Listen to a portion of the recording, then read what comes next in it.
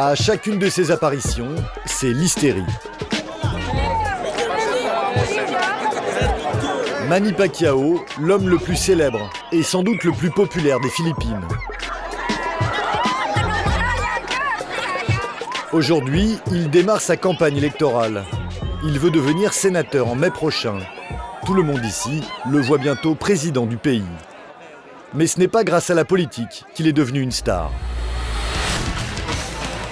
Manny Pacquiao, champion du monde de boxe dans 8 catégories différentes.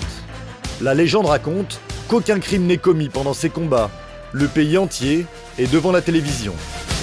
L'ancien enfant des rues est devenu le deuxième sportif le mieux payé au monde, derrière Floyd Mayweather, un autre boxeur américain. Le meeting démarre. En entrée, l'hymne national.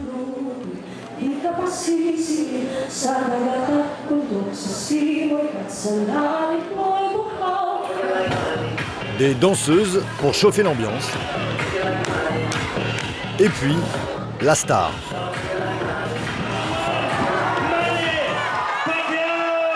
Il vend au micro sa success story. Il y a quelques années, j'étais sans doute bien plus pauvre que la majorité d'entre vous. Vous connaissez ces enfants qui dorment sur des cartons dans la rue? J'étais l'un d'entre eux. Je sais ce que c'est que d'être pauvre. Je sais aussi ce que c'est que d'avoir faim. Quand j'étais petit et que je ne mangeais qu'un repas par jour, je n'avais pas le choix. Je n'avais que de l'eau pour couper ma faim. C'est pour ça que je veux aider les plus pauvres, je veux m'occuper d'eux. Un discours qui séduit dans un pays pauvre et plombé par la corruption. Il le répète sur scène et dans ses clips de campagne. Quand j'entends quelqu'un derrière moi qui me demande de l'aide, je l'écoute toujours. Même si je ne le regarde pas, mon cœur est déjà convaincu car la pauvreté, je l'ai connue moi-même. Le slogan de sa campagne, nationaliste et respectueux de Dieu. Car Dieu est l'obsession de Manny Pacquiao. Le boxeur est un évangéliste convaincu. Il se dit born again, traduction, né une deuxième fois après avoir rencontré Jésus. Il assure avoir remplacé l'alcool, la drogue et les jeux d'argent par la religion.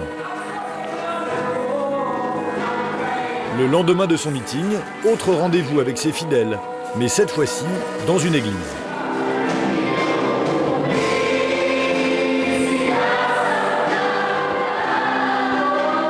Une église qu'il a lui-même construite, dans sa ville natale de General Santos. Et tous les vendredis, le pasteur, c'est lui. Tous ensemble, applaudissons tous pour la gloire du Seigneur. Pour Pacquiao, la religion n'est pas qu'un hobby, c'est une mission, très liée à son ambition politique. Si Dieu veut que je remporte les élections, je remplirai mon devoir en tant que sénateur. Et là-bas, au Sénat, je tâcherai d'enseigner les commandements de Dieu. Et je partagerai les paroles de Dieu avec les gens. Je dois partager les paroles de Dieu avec les gens. Ainsi, ils deviendront peut-être des born again également, comme moi. Un programme directement inspiré par l'Église et qui fait des ravages. Pacquiao est déjà député depuis 2010 et au Parlement, il défend toujours les positions les plus conservatrices. Dans ce pays où l'avortement et même le divorce sont illégaux, un projet de loi est voté en 2012 pour rendre gratuite la contraception. Sans surprise, le boxeur s'y oppose. Il faut défendre la vie à tout prix, dit-il. Son argument, un combat de boxe perdu. Ma femme pleurait. Les membres de mon équipe pleuraient. Mes amis et mes fans aussi, quand ils m'ont vu inconscient. D'une certaine façon, j'étais mort. Ce qui s'est passé à Vegas a renforcé ma conviction sur le caractère sacré de la vie. Pacquiao n'a pas peur de dire n'importe quoi. Il y a quelques semaines, interviewé sur le mariage gay, il se lâche.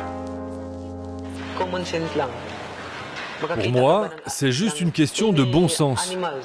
Vous avez déjà vu des animaux du même sexe s'accoupler entre eux? Les animaux sont meilleurs, car ils font la distinction entre mâle et femelle.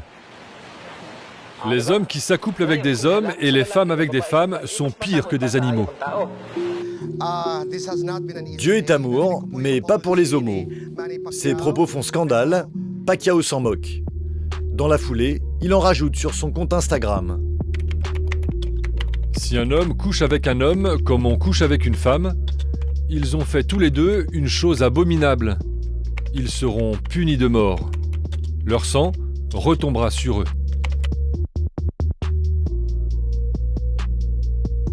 Des animaux qui méritent la mort. C'en est trop pour Nike, son sponsor, qui décide de rompre son contrat avec le boxeur. Pacquiao, cette fois-ci, s'excuse, encore sur Internet. Bonjour à tous, et merci pour vos prières et votre soutien. Je voudrais m'excuser auprès de ceux que j'ai blessés en comparant les homosexuels à des animaux. Je vous demande pardon.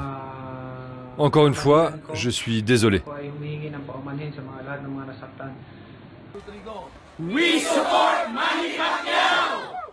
Mais ses supporters, eux, ne le lâchent pas. Des séances d'autodafé de chaussures Nike sont organisées et filmées. De quoi désespérer les militants pro-gays du pays. Comme Carlos Celdran, angoissé à l'idée de voir les Philippines un jour dirigées par Manny Pacquiao. C'est un homme qui ignore ce qu'est l'incitation à la haine. Il ne doit même pas comprendre le concept. Donc on doit lui pardonner parce que je pense vraiment qu'il ne sait pas ce qu'il dit. Il répète bêtement comme un perroquet ce que sa religion lui dicte. Alors je le répète, ce n'est pas que Manny Pacquiao qu'il faut blâmer, mais la religion qui lui fait dire ça. Nous retrouvons Manny Pacquiao dans la banlieue chic de Manille, escorté de près par la police. Pas de meeting politique cette fois-ci, juste un entraînement. Le boxeur n'a pas arrêté sa carrière. Il se prépare pour son dernier combat le 9 avril à Las Vegas. Sûr de lui, comme d'habitude. Je ne pense qu'à gagner mon dernier combat. Et ensuite, je prendrai ma retraite et je me concentrerai sur ma carrière politique. Évidemment, Dieu est avec moi. Je ne suis pas inquiet pour ça. Je ne suis pas inquiet.